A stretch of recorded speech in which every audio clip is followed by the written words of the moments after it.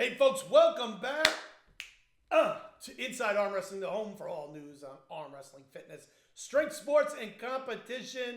Yes, indeed, I clap, snap, point. Here goes the glasses. I really can't see without the glasses on, but you know what? At the end of the day, when I look through the glasses and I'm kind of camera ready, if you will, sometimes the glare on my glasses come back into the frames. I got to take them off. Who knows, right?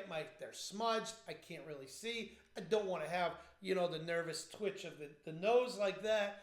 Anything and everything that can happen with the glasses, they got to come off. So that snap of the finger and that point really says a lot for me. Who knows what it says. Anyway, folks, want to get into a lot of things. We definitely did our last episode on World Series of Arm Wrestling, went through the horn in terms of thanking everybody and just really, being in awe of our success. But I think we as a news channel would be remiss to not really mention that there are some really large entities out there that we work around schedule-wise and with in terms of how we grow. Now, I'm not saying that we're working with them in terms of promotion, but we're on the same path, right? They are looking to grow the sport. We are looking to grow the sport. We look and we are in awe of their success. Hopefully they look and see that our success is growing. So having said that, probably one of the largest organizations that there has ever been to this date in terms of arm wrestling for tournament or non-tournament super match professional world level arm wrestling. And again, I want to kind of preface that. I mean, you have leagues out there and organizations like WAF or IFA. They have thousands and thousands of people that are competing in those organizations. They have world events and they have hundreds, if not thousands, of people come for those events. But those events are even though they're professional level athletes in value, they are still considered amateur in some sense because those are not a payout tournament that they're competing in. They're competing in what we would associate as Olympic value sports. What that really means is that Olympics have always been on an amateur level in which there has been no payout for competing in terms of prize money to be in the Olympics. And for many of these organizations, it's very much the same thing, with the hopes that maybe one day we become an Olympic event. And that's really, I think, kind of our culminating goal. If we can, as a sport, become in the Olympics. I think they had breakdancing this year in the Olympics. No disrespect to breakdancing. Listen, if I still had my little hat, my cardboard box that I used to practice on in my basement, I'd still be the most awful breakdancer in the world. No doubt about it, folks. I was terrible. I tried to do the worm. It kind of felt like the seal. If you're here in La Jolla, you know what that means. Just kind of using my belly to get up the sand and back. If I did a little bit of a turn and threw it out there. I did that to Jody Williams at the final. He caught it, threw it back at me. I was pretty happy with that. He actually went with the face turn as well, which I thought was really, showing off. So Jody, keep it simple with me. If I throw it at you, just throw it back. No little tick-tock with the face and, a little bit of robot or something in between. But getting back to the sport of arm wrestling, East versus West 15 was an amazing event. Obviously, it was going on at the same time as our event. And I want to really highlight 3 matches in there. Not because the other matches weren't important, because they all were important. They're all growth factors for East versus West. You're showcasing the best arm wrestlers in the world. Unfortunately, my ability to articulate all their names is not always the best. But I want to kind of look at the North American results and then kind of give my thoughts on that. We'll start with Todd Hutchins versus Yoshinobu Kanai. This was a really, really good matchup. At one point, Todd was down 2-1. He tied it up, went to the final match, won 3-2. These matches were a war. Todd, known for his amazing side pressure. Yoshinobu really putting his own twist on side pressure, being able to stop Todd, being able to compete on that level with Todd, who's been on the highest level for a long time, putting Yoshinobu on the map as really one of the premier light heavyweight arm wrestlers on the planet. I think that was the most exciting match, folks. I mean, I've watched it a couple of times now. No less than great sportsmanship, incredible table acumen, the adjustments these guys that were making, these two guys were making on a very small levels at times to really gain that little bit of advantage throughout the course of the match was amazing to watch. And folks, when you look at arm wrestling, most of the time people watch arm wrestling. They see the quickness of the matches. That was a fight. That was really an arm war, and Todd prevailed. Great job for Todd Hutchins. The other two matches we'll talk about were Michael Todd and Gennady. Gennady, I apologize. I try to say your name all the time, and it's hard for me. Kavinkina, I apologize. But I'll just call you Gennady. And listen, for me, I to be able to articulate someone's name in a proper way, I think is a form of respect. So no disrespect to Gennady. I just don't have whatever it's taking inside my brain to be able to give it through and thoroughly to be able to pronounce his last name correctly. But Gennady versus Michael Todd was a great event. Michael Todd with the win. Some of the things that I think were important about that match, and I think that really in looking back, the things that stuck out to me was just the level of growth in terms of size of Michael's right hand. He did some before and afters where he showcased his left and his right. And, sometimes you can out-angle an arm to make an arm look bigger, but his right arm just looked like it was on the next level. He proved to everyone that he's still relevant in the sport. And it'll be interesting to see where he goes to in his next match now. He may need to go back against Devin Lorette at some point. The last time those two met, it wasn't a good match for Michael. However, with this new kind of, resurgence, if you will, and certainly with his training, the things that he's doing to become a better arm wrestler, which is really interesting that you say that about someone on that level. These guys are always training to be a better arm wrestler. Even at the very highest level of athleticism with these guys, they're still looking to get better. Because in the world of arm wrestling, age is really really just a metric of how long you've been on this earth. Some of the very best arm wrestlers, as you guys have seen, are some of the older arm wrestlers. So as you age, that old man strength becomes a real important part of your strategy and ultimately your success. So Michael still has a lot in that tank. We're happy to see him doing so well. And it'll be interesting to see who his next matchup is. And then lastly, in the North American end, Devin Lorette, Oleg Petrenko.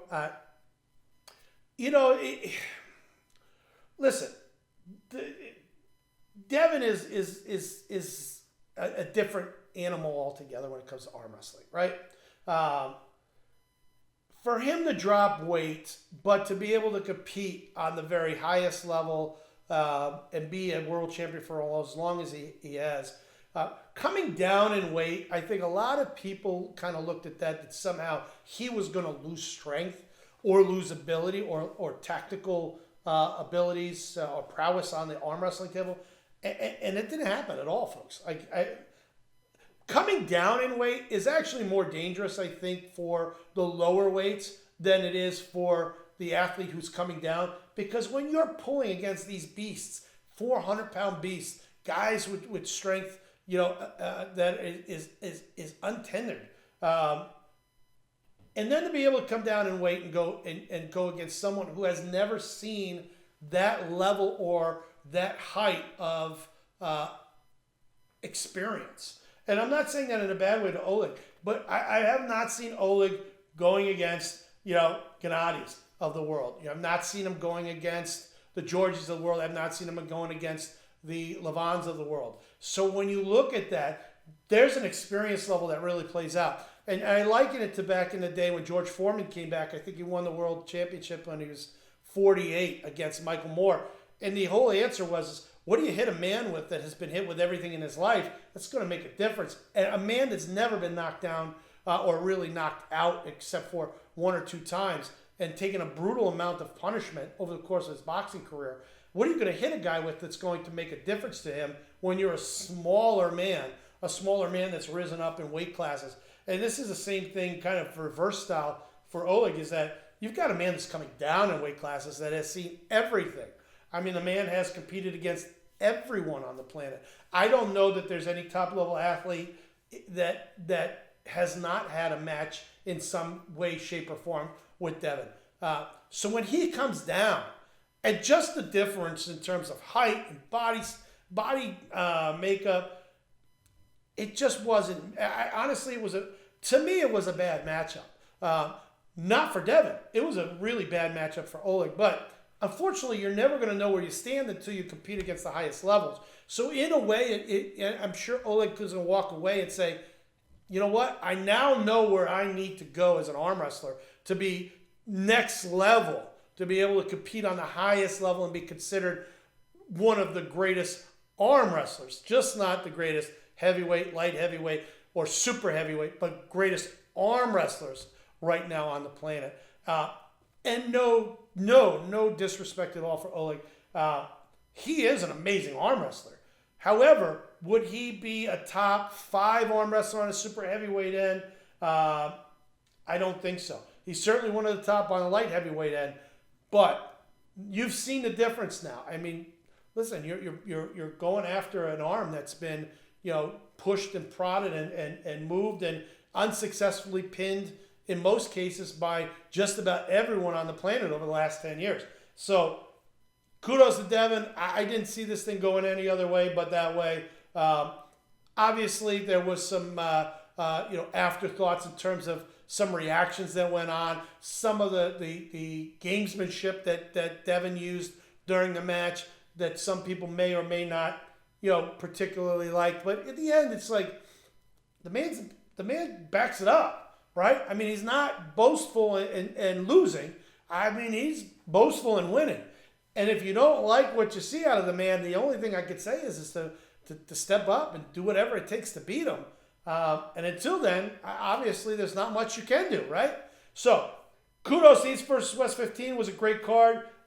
Certainly some other great matches. You can find them on Engen's YouTube channel. It's out there. Watch them. There's a lot that you can learn by watching arm wrestling, guys. It will really be helpful for you as an athlete if you try to take a minute and actually watch and see what these guys are doing on the highest level. Having said that, we're going to run over to King of the Table, guys. King of the Table 13, Atlantic City, Bally's Casino. Yes, I have been in the works with King of the Table to help secure the location. Had a great time working with Don Idris. I'll be out there for the event. Bally's has asked me to come along and to be there to help, work through any of the hurdles that they may have in terms of being the first time there, seeing it'd be our second time there. We had our event back in the summer. So very happy to come out, work with the guys from King of the Table. I want to highlight a couple matches. I think there's some really good matches out there. I think the one match that everybody really wants to see is just where Jerry Cataret is. Jerry Cataret is going to go up against Levon Sagan-Savelli. Honestly, this is a real difficult match for me to size up. Jerry Cataret, the king of the shoulder press, the push press, the king of going to war with arm wrestlers. He's got an amazing shoulder lock. He turns it in. But Levon is Levon. I mean, Levon beat Devin. Levon is a monster. He's a phenom of the strength world. The question really, in my mind, and again, I think is really the question in many people's mind, is will Levon allow Jerry to turn in, or will Jerry promote his will to turn in? I think you can look at it either way. I think that Jerry, if he's tactically savvy enough and fast enough, he may be able to turn in on that press. But you may see Levon let him turn in on that press to see if he can pull back through him. We've watched that move on Levon a couple of times, and he's been able to successfully come back and bring that arm back around. So it could be really a one match and over scenario if Jerry goes into his press and Levon catches him and pulls through, because then there's really nowhere for Jerry to go. Jerry has one lane, in my opinion, that has been extremely successful on the world levels. Let me define that for all of those people that may just take apart what I'm about to say. Jerry Cadorette certainly can go into a hook with me and pin me. Jerry Cadorette can certainly go into a hook with a lot of people and pin them. He could certainly top roll somebody if he wants to. However, when he has made a name for himself on the highest level of the sport, he is a shoulder press. He dives in. As he dives in, he gets his shoulder behind his hand. He leaves his hand. He gives up his hand, and then he starts a war of attrition in many ways. He's got that locked position. He can hold it, and he can drain somebody, constantly putting a downward pressure on his opponent's hand. That's his move. It's one lane. Jerry would not go outside that lane to compete, in my opinion, on a world level. He is going to be in his lane, and he is going to hope that no one can get him out of his lane. Because ultimately, if he's got to go to lane 2 or lane 3, that means his best lane has lost. And ultimately, if his best lane is lost, where is he going to go against the guy that has no stopping in terms of power and in terms of where he can go? Levon can top roll. He can go into a hook. He could catch a guy on the press. He could turn into a press. I mean, Levon has got all of the lanes as an arm wrestler, as we actually saw his last time against Devin. Very, very dangerous, all-around, well-rounded arm wrestler. The question really becomes, is that strength of Jerry Cadorette in that press going to be able to outlast Levon? And again, I think there's a value to that. Levon, if he lets Jerry get to a point where he can't go through his hand, could possibly be in a bad situation, because Jerry is very, very comfortable with marathon matches. We've seen minutes upon minutes upon minutes of Jerry's matches over the years, and ultimately, the man has a lot of endurance. We've not seen Levon in a real endurance-based arm wrestling super match. So this could be something that we may see styles make matchups. And if Jerry can get into that position, it might be a game changer. Obviously, the other, what I'll call large match on that, is more of a social media match. It's more of a grow the sport match. You've got the giant in Brian Shaw against, just a world strongman, Eddie Hall. Both of these men are world strongmen. Don't get me wrong, guys. And the fun thing is that Brian and Eddie are friends. I mean, this isn't Eddie versus Hawthorne. This is Brian Shaw, Eddie Hall. These guys make a lot of videos together. They're competing. What that's going to look like, I don't know. I know Brian's been training with a lot of people out there. Tactically, technically, I'm going to give the advantage to Brian because of that elbow to fingertip length that the man has. He's a big man. He's 6'6", 6'7", maybe even 6'8". Eddie, I've not met Eddie face to face in terms of shaking his hand. So when I've seen Eddie, he looks to be about an inch smaller than me. That could be just my perception. But Brian Shaw, I stand next to. Let me tell you something. He is as massive of a man that I've ever stood next to. And I've stood next to some really big men in the strength sport. Bill Kazmaier being one of them.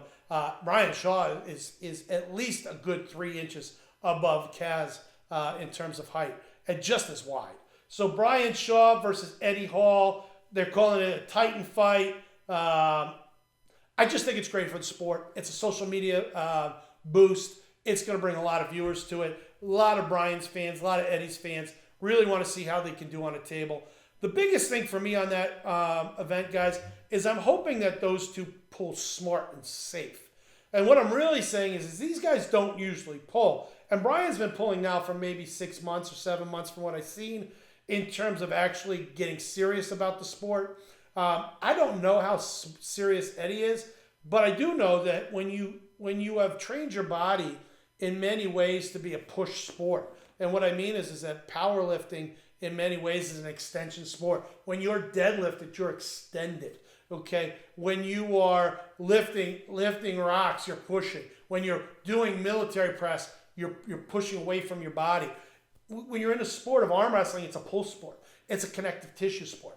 That's why a lot of people who are very strong don't do well initially, especially if they're bench press strong. Because when you're benching, you're pushing away. You know, your bicep you got to train your bicep to stay connected to your delt, to your pec, to your lat. And you have to be able to feel it. There is a feeling to that. So my biggest takeaway from that is I'm hoping that neither man find themselves in a bad situation in which they unfortunately may not be able to continue on with. And I don't say that to manifest it, guys. I'm just saying that I'm hoping somebody's out there teaching these individuals to pull safe. That's my biggest thing. Make sure that Eddie pulls safe. Make sure that Brian pulls safe.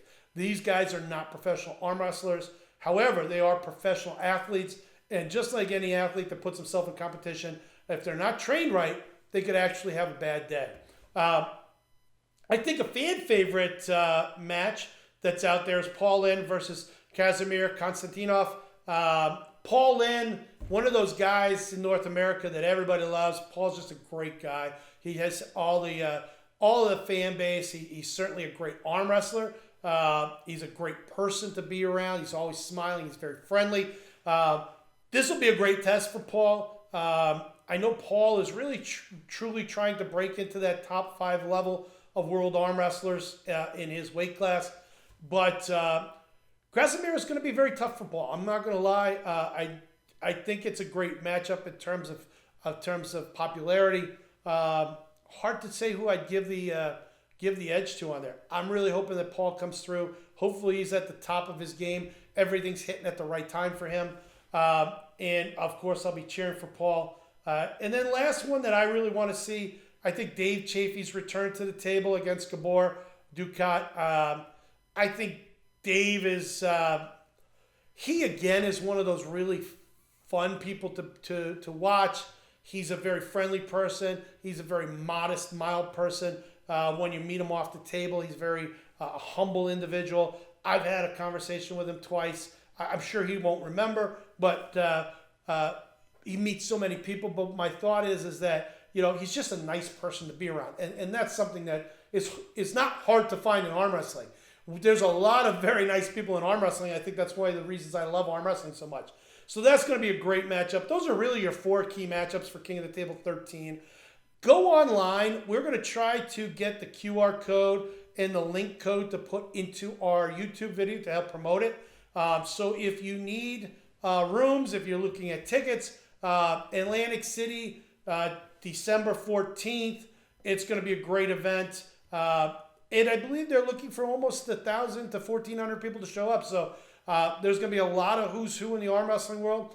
If you want to see me and say hi to me, you can always do that. I'll probably be at the hot dog stand grabbing a hot dog and some fries. Nothing better than some hot dog and some fries from New York. Maybe some pizza. Who knows? I'll walk the boardwalk. But folks, make sure that you can support. It'll be the last big event for the 2024 season, and what a great way to go out. You know, King of the Table 13, Don Adris and his team are going to do a great event, and that's really what we're looking for. So, having said all that, folks, we are moving on, and happy to be on our new Fast and Live channel here on Inside Arm Wrestling. Make sure if you're watching Roku, Fire TV, Google TV here shortly, as well as Apple TV, or Free Live Sports. All those places you can find us. But guys, this does it for another episode of Inside Arm Wrestling News Report. This has been Gregg Sharp, reminding you to train hard, pull smart, lift safe, and just have an amazing day. Folks, if you like these stories and you want to see more, please hit the like button and subscribe to our page. Also hit the notification bell underneath the video so that way you're notified every time a new video comes out. And if you're on social media, specifically Instagram, go to the World Series of Arm Wrestling Instagram page. Please follow it. We'll try to follow you back, but it'll keep you up to date with all of the news and events in the world of arm wrestling.